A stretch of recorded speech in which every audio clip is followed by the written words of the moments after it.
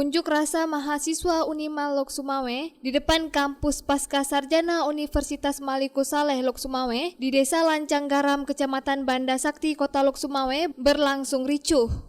Dari semula hanya aksi saling dorong, berubah menjadi saling pukul antara penjaga keamanan kampus atau Satpam dengan para mahasiswa. Hal itu terjadi karena para mahasiswa mendesak untuk bertemu rektor, tetapi dihalangi oleh Satpam kampus. Malah salah seorang pihak keamanan kampus dengan memakai baju sipil sempat mencekik salah seorang mahasiswa yang akhirnya memicu kemarahan mahasiswa dan aksi saling dorong, saling pukul tidak dapat dihindarkan.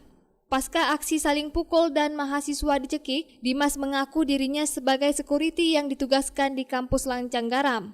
Berikut pernyataan dirinya di depan para mahasiswa. Oke, ini kan lagi ramai, lagi siang, orang lagi semua lagi emosi. Jadi saya ditarik dari belakang, ya saya bela diri lah. Mana ada tarik?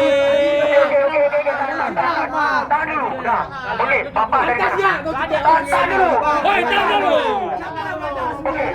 Oke, ya, udah, mundur. Pelan-pelan, sabar. Oke, hidup mahasiswa. Hidup mahasiswa. Oke, bapak dari mana? Kalian yang pura-pura nggak tahu, kalian sudah sering lihat saya di mana-mana.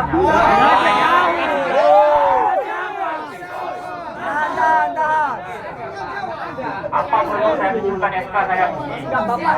Saya dari sini dari Malang. Mana SK-nya? Mana SK-nya? Mana SK-nya, Pak? Saya dari Unimal. Mana SK-nya? Saya dari Unimal, anggota security. Jadi tugas saya sekarang di Lancang Garam. Jadi kenapa? Mana buktinya? Buktinya. Mana SK-nya? Mana SK-nya? Ada KTA. Pak, teman-teman, kamu dong. Makanya kami dilempar sama orang tua kami kemarin untuk pandai, Pak. Kecil lagi ya, nggak kuliah Ada sampai bukti kuliah. ada. Mana buktinya? Mana? Dari Lok Sumawe, Denny Muhtadi melaporkan untuk Puja TV Aceh.